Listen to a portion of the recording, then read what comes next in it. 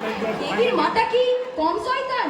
ভেবেছিল মেয়েকে লেলিয়ে দিয়ে হাত করবে অমলকে। আপনাকে একটা কথা বলবার ছিল। বল। না মানে আপনি তো অমলের জন্য অনেক পাত্রই দেখলেন। আমার বড়দির মেয়ে নন্দিনীকে একবার দেখে আসুন না। তুমি খাস করেছে, ভালো গানও জানে। যাবেন একবার ঠাকুর ঠাকুরকে নিয়ে? না, কিন্তু মুখ ধুয়ে কি আমি জল খাবো নাকি? তাছাড়া ওই হাবাতের ঘরের মেয়েরা মোটেও ভালো হয় না। আমার বড়দা গরিব করে ছেলের বিয়ে দিয়ে এখন হাড়ে হাড়ে টের পাচ্ছে। সব মেয়ে কি সমান হয় দিদি? আমিও তো গরিবের মেয়ে। শ্বশুর শাশুড়ি দেওর ননদ বলুক দেখি। আরে ভাই, তোমার ব্যাপারটা আলাদা। তুমি হচ্ছ বাড়ির কর্তা, তাই বলে কি সবাই তোমার মতো হবে? বিয়েটা কিন্তু খুবই সুন্দর ছিল দিদি। বললাম তো, শুধু রূপ হলেই হবে না। 10,000 টাকা নগদ, 10 ভরি সোনা, পালঙ্ক, আলমারি, ফ্রিজ, রঙিন টিভি দিতে পারলে, মেয়ে পছন্দ হলেই ছেলের বিয়ে দিতে আমি রাজি। 10টা নয়, 5টা নয়, একটা মাত্র ছেলে আমার। বিনা পণে তো তাকে আমি বিয়ে দেবো না। একটা গরিবের মেয়েকে না হয় বিনা পণে উদ্ধার করে দিলে। দেখো আরতি, তোমার বাবা এখন কাঁদনে গিয়েছিল, বলেছিল দয়া করে উদ্ধার। দয়া তো করলাম, কোনো লাভ হলো কিছু? বড় জায়ের সম্মানটুকু পর্যন্ত দিলে না। কতই বা দাম একখানা শাড়ি? বড় জোর 150 টাকা। তাও যেখানে তোমার বাবার মরণ দশ। এই খোটা আমাকে সারা জীবন শুনতে হবে। বাবা রিটায়ার করেছে, দাদাদের হাতে সংসার। দাদারা যদি বড়দিন প্রণামী কাপড় না দেয়, বাবা কি করবে? কিছু মনে করো না ভাই আরতি। তোমার বড় চার বড্ড অহংকার। বললে গরিবের মেয়ে ভালো হয় না। আমার ইচ্ছা ছিল বলি আপনি নিজেও তো গরিবের মেয়ে।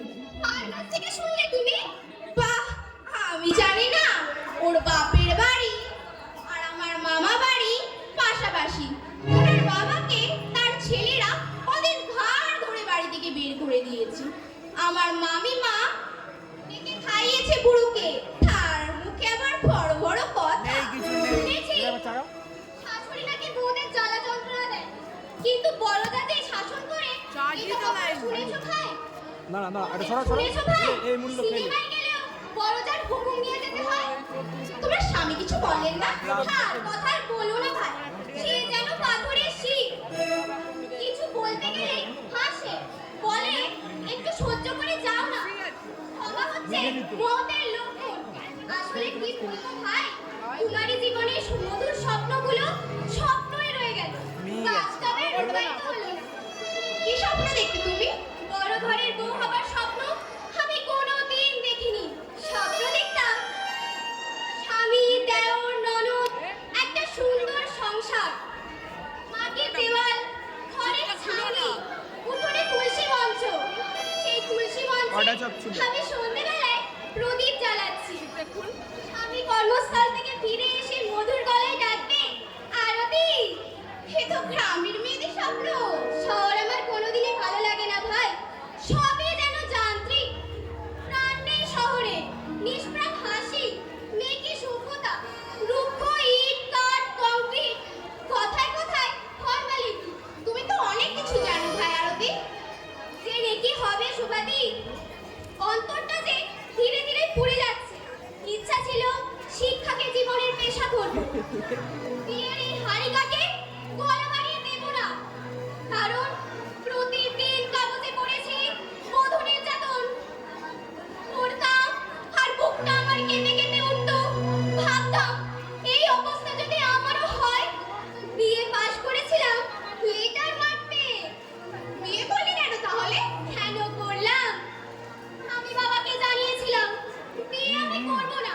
বাবা কাঁদতে লাগলেন, দাদারা খেতে গেল।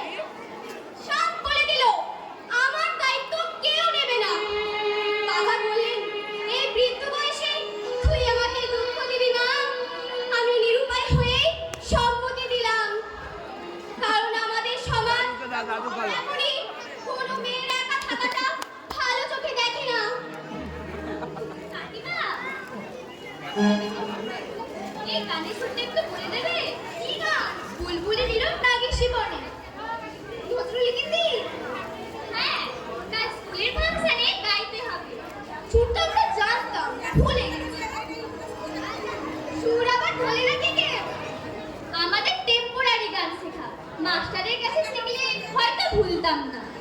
বিয়ের বৈতরণী পার হবার জন্য শেখা। সন্ধে এবার এসো না তোমরা। এখনই ঠিক করে দাও। হ্যাঁ, রাত্রে আমরা নাটকের রিহার্সাল দেব। কি নাটক করছো তোমরা? এক পয়সার মা, মেয়েদের নাটক। কার লেখা? নীলকণ্ঠ। তোমরা চেনো নীলকণ্ঠকে? ছদ্মনামে লিখেছে। কি করে জানবে কে? তুমি চেনো কাকিমা? কি জানি, নিশ্চয়ই চেনো। নইলে হাসলে কেন? বলো না কাকিমাকে। তোমরাও তাকে চেনো, মানে চেনো। সামনে মুড়কা যায় কার কথা বলছো তুমি? হ্যাঁ ঠিক আছে, একদিন বাড়িতে ডেকে নিয়ে আসবো, তখন না হয় আলাপ করবে। আপাতত গানটা খুলে নাও। একটা হারমোনিয়াম হলে খুবই ভালো হতো। ঠিক আছে, আমি নিয়ে আসছি। তোমার কোনো কাজকর্ম নেই আরতি? সেই তখন থেকে দেখছি যাচ্ছ। আমি কিচ্ছু বলিনি, কিছু বললেই তো আবার বলবে। বর্দি মুখ করে। কি না বললে? তর্ক করো না, মুখে মুখে তর্ক করো না। কর্তাকে এই জন্যেই বলেছিলাম, এমন ছোট লোকের ঘরে ভাইয়ের বিয়ে দিও না। না, বিদ্যের জাহাজ নিয়ে এসেছে। মারো ঝাঁটা আমার বিদ্যের মুখে। আপনাকে আমি সাবধান করে দিচ্ছি বড়দি। মুখে যা আসে তাই বলবেন না। আমি আপনার দাসী কাকি নই। এই বাড়ির প্রতিটা ইটের অর্থের অংশীদার আমিও। ওলা জানতাম কি ধরনের বাচ্চা। কি বললি তুই? আমি ছোট লোক। আসুক কর্তা আজ বাড়িতে। লাথি মেরে যদি তোর থোতা মুখ না ভোতা করে দিয়েছি, আমার নাম বেলা মল্লিকই নয়। রাস্তার কুকুর এসে আমার মুখে ইয়ে করে দেবে। তোমার দিনা, কাকিমা মুখ্য নয়। ফার্স্ট ডিভিশন ম্যাপে বিএ পাস করেছে। তাকে তুমি যা খুশি তাই বলবে। তোমার পেটে যদি বিদ্যে থাকতো, কাকিমাকে অসম্মান সুযোগ কথা বলতে পারতে না। ওলা জানতাম কি। তোমার চালেটা আমি কোথায় বুঝি মা। কাকিমা আইএস পরীক্ষা দিয়েছে এবং তো বাপির জন্যই সেটা হয়েছে। হয়তো ভালো চাকরিও পেয়ে যাবে কাকিমা। সেটা তোমার সহ্য হচ্ছে না। চাকরি হবে না ছাই হবে, কথাই বলে না, হাতি ঘোড়া গেল তল, মশা বলে কত জল। হাজার হাজার ছেলে বিএ এমএ পাস করে ট্যাপে করে ঘুরে বেড়া, আর তুই মেয়ে ছেলে 12 হাত কাপড়েও কাঁচা হয় না, তোর হবে চাকরি মরণ দশা। আজকে তো মেয়েরা অনেক ভালো ভালো সার্ভিস পাচ্ছে কাকিমা। পাচ্ছে তাই বলে ওই চালটাও কি পাবে? কি আছে ওর যোগ্যতা? স্বামীটা তো ম্যাডা, ওই হারাম জাতেই তো স্বামীটাকে জড়িবুটি খাইয়ে ম্যাডা বানিয়ে রেখেছে।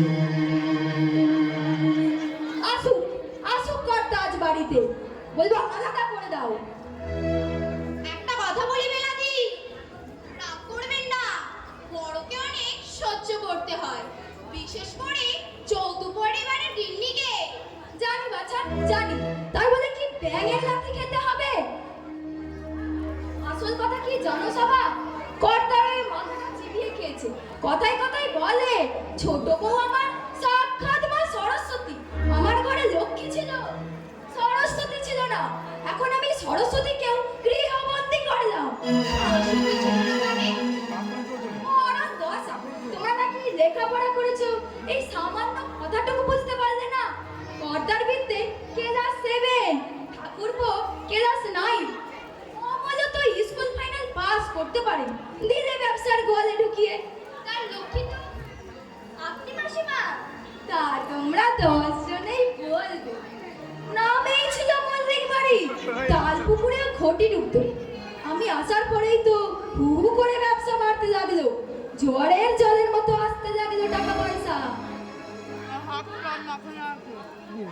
বাবা তোমাকে ডাকছে।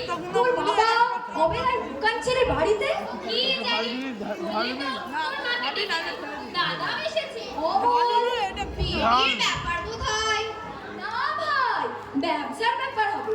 কর্তার এইটুকু গুণ আছে ভাই, আমাকে না জিজ্ঞেস করে কোন কাজে হাত দেয় না। যাই শুনে আসছি কি জন্য ডাকলো। তুই আর শ্বশুরবাড়ি যাবে না হে না? পড়তে যাবে নাকি ওই নরকের মধ্যে? শপিং ঘর তো মেয়েদের স্বর্গ। স্বর্গ মানে ছেটা আমার স্বর্গের মুখে। শাশুড়ি হারামজাদি এক নখরে বজ্জাত। ভোর হতে না হতে ডাকতে আরম্ভ করবে, বৌমা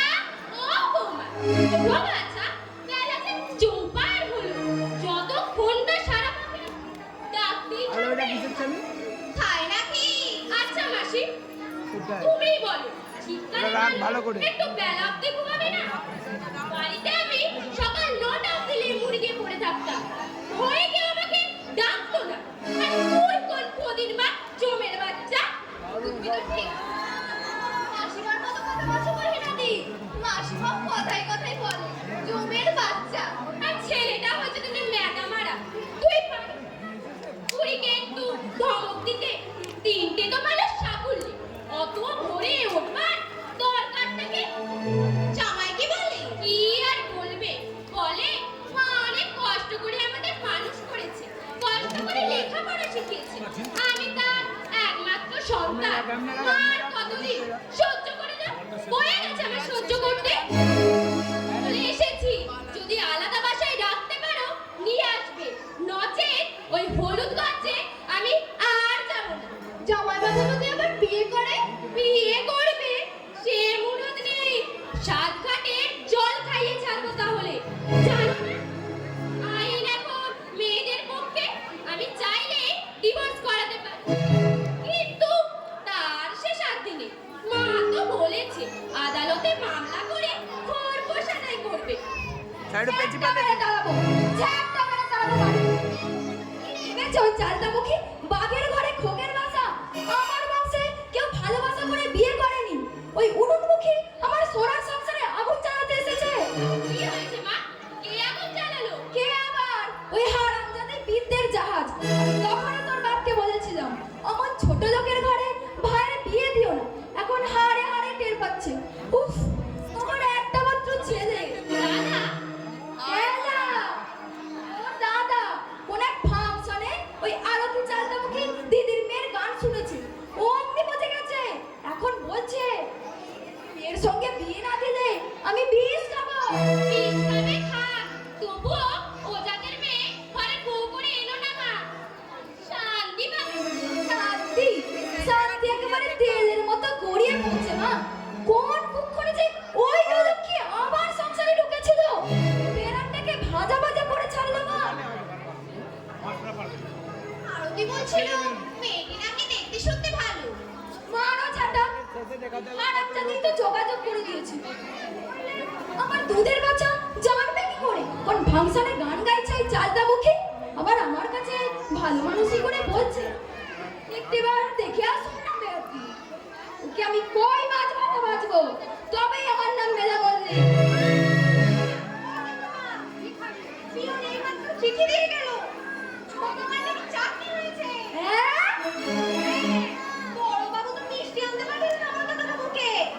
বড় বাবু সে কি আনন্দ, আনন্দ একদম নাচছে। তোমারও হাসি পাবে। নাচাচ্ছি, করাচ্ছি আনন্দ, আয় কহে না। ওই হারামজাদির এত বড় সাহস, ওই বুড়ো লোকের বুড়ো বয়সে ভীমরতি ধরেছে, ভাইয়ের বইয়ের চাকরি হয়েছে, তাতে তোমার কি লেজ দিয়েছে? এত নাচানাচি কি আছে বাবু? হয়তো কোনো অফিসে ছাড়দারনির চাকরি পেয়েছে। না গো বর্দি, ম্যাজিস্ট্রেট। ম্যাজিস্ট্রেট? হ্যাঁ, তুই আর আমাকে ম্যাজিস্ট্রেট দেখাসনি এত। ওসব কথায় তোরা বিশ্বাস করবি, আমি করব না, কারণ আমার স্বামীও ব্যাংকের অফিসার। ঠিক শুনেছ এত? আরো দিদি কি জানি, ওর বাবা তো বললেন ছোট মা নাকি মল্লিক বংশের মুখ উজ্জ্বল করেছে। আমার সাক্ষাৎ সরস্বতী। কি চাকরি বাবা? বাবু বললেন এডিএম। আমি তো মুখুসুকু মেয়ে ছেলে, তাকে এডিএম বলে কে জানে। লীনাদি বলে ম্যাজিস্ট্রেট। ভাবতে ভালো লাগছে, তাই না শোভাবাসী? হ্যাঁ দেবী, একটু আগে আমার সঙ্গে আরো দিদির কথা হলো। এই পৃথিবী থেকে সত্যি উনি মুক্তি পেলেন। এদের অর্থ আছে, নেই মানবিকতা, এরা মানুষ, নেই মনুষ্যত্ববোধ। অমল দাদাকে কাকিমার বঞ্চিকে বিয়ে করবে বলে ভীষ্মের প্রতিজ্ঞা করেছে। হ্যাঁ, পরবর্তী নাটকের জন্য আমরা অপেক্ষা করব, কি বলো মাসি?